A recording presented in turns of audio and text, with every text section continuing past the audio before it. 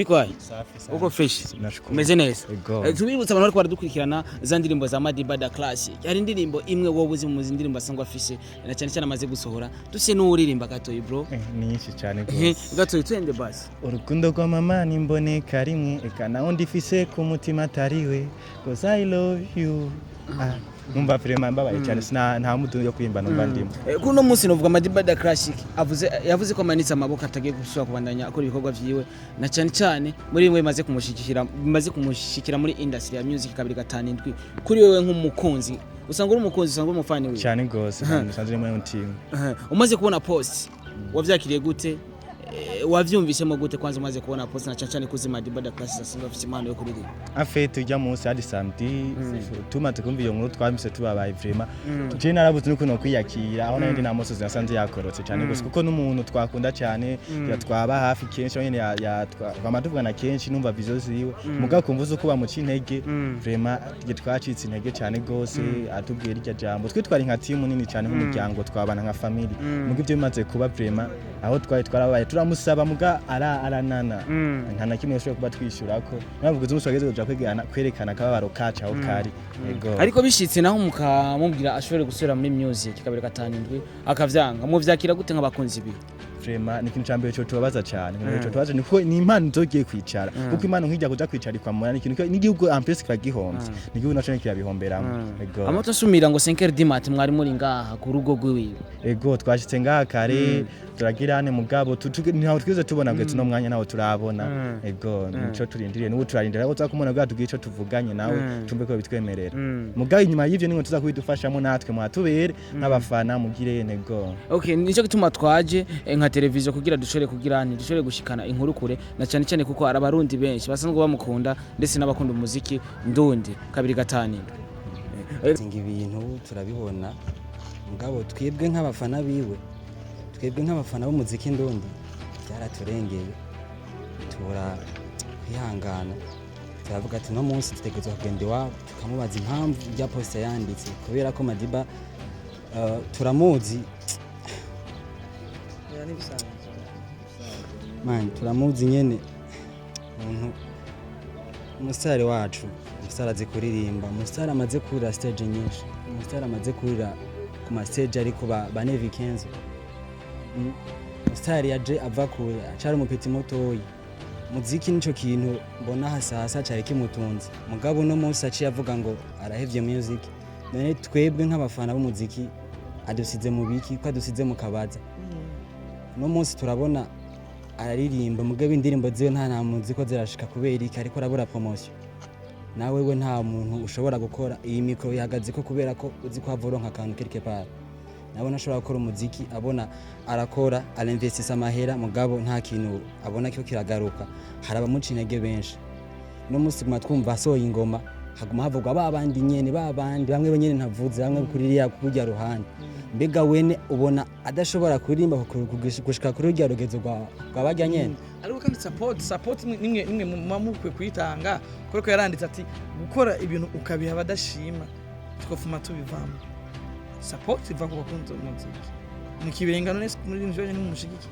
muri byo twebwe turamushigikiye umugabo support inkuru bikenewe kuri babandi nyene aba presenter b'amaradio mwebwe nyene mukorera ama televiziyo ariko garandi urazi ingene Madiba muzazi kuririmba uribuka nko kuri yangoma imwe yaririmba ngo ni utuma noroha amajambo mvuga nka yabura ngo murayizi bro my baby I love you more mbari umusani ngaho mu kubutaka bw'u Burundi azi kuririmba icongereza kitagiramwe amafuti atari Madiba and then the window my paradise let them say what they say you and I gonna build the story my girl you and I remember the story my girl you and I gonna build the story paradise paradise I don't need izindi nyinshi man mama I'm telling the truth, this is not drama. Madiba mwanao mimi nazidi kuziseka na kuhangaika leo hii sasa. Iko anahangaika, babaki haiko. Tena babaki najua message yaka watu wengi muri industry. Mugabo no munsi se watagihari. Umwana wewe ntabwo bariko baramufasha. Ni navyo yanditse. tubihebe wewe nanje ndakubaza ikibazo wowe nko mu president abihebe kinaje niyo mpamvu najenga kubera iki none mutumvuga ati natwe dushaka kumupushinga ave hahandi yarari agere ku yindi nivo mwaritonze marabaneze yuko hari ikibazo cy'umuririmbyi natwe uno munsi niyo mpamvu twaje kugariza hajya twerekana agashavu dufise twereka ama media mu Burundi la façon bariko baramutreta ntabwo tubinezererewe ariko arabura support kandi ari umupeta azi kuririmba abo batanguye rimwe bari he kure wanafinya kubera iki iyi industry ya kabiri gatanu indwi irimo ibintu byinshi imana kandi biyobeye baza njoko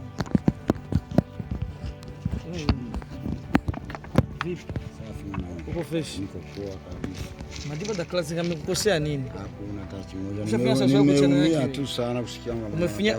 unajua tango ngoma hata moja. Mimi kama albumu yake yote na zenye alizatolewa na zijua. Iko na albumu ngapi? Bado tu ndo mnambania kama wa journalist wala ma TV ndo mnambania. Ingekuwa ishatoa vingi sana ndo mnambania.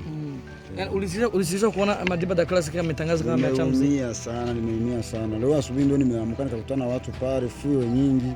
Nikauliza mtoto mmoja kama sana vitu gani mbona mko mnapiga fuyo na wajirani mbona wanatoka nje wanaleta mafuyo vitu gani? Akaniambia eti tumesikia Madiba muziki tayari amepandisha mikono ameacha muziki. Ndio nikawauliza sasa ni aje Madiba aache muziki? Na tunajua naelewa muziki na anaweza na amepanda ma stage mengi. Kuna wastari wengi wa mwenitaji akapanda ma podium naye asemewa naye inahusika tokiana kukosa babake wala kukosa wazazi unaona alikuwa anataja zamani kama babake ndio menajeri wake hivi haiko lakini kwa hiyo nikasema sasa sisi wafanzi dufanya hii hatuna utuba ya kushika decision ya kugumuka simngechanga mwenye kuona watesti tu hao watoto akanambia sisi hatuna tumekuja kuomba wazazi wa jirani simsaidie mtoto asiache kazi naona hivi mtu anamaliza masomo anapata kazi lakini kwa jipaji chake anaweza kaendelea akajiuzia nguo akatembelea gari nzuri hiyo muziki wasiuchezee hiyo ni kazi kubwa sana hii ni kazi inaweza kufikisha mbali unanunua gari Landry unajenga nyumba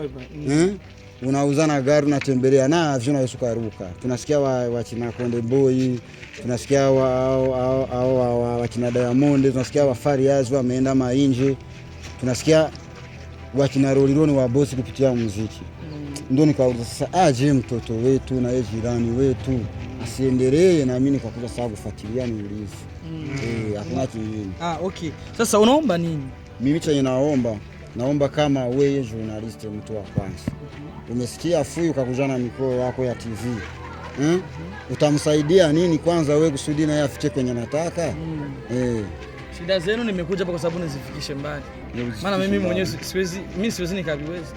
njoo mwenyewe lakini shida zenu ndazifikisha mbali alafu mtu ataona ni vyema kumsaidia atafanya mchanachoweza nikitiana nguvu zangu nadhani kitu kitaendeka vizuri lakini Madibono wa Kibenga tumrudishe kwenye game lakini sasa nyie ndio mnapaswa kumsupport nimeiona tayari shaiona sawa umeiona kama ameacha muziki sawa nimeshaiona ameacha muziki sawa so unaona tutamsaidia nini mimi naweza nikamsaidia ule ndugu yangu Petit Frere naweza nikamsaidia nikumfuata tu Barundi bavuga ngo mufata mu mugongo ujye mu natera imbere sisi Warundi ndio kiswa nasema mufate mu mugongo umuntu atera imbere siwezi nikakatara sasa kumushirikiana naye mimi nimejiunga na shirika lake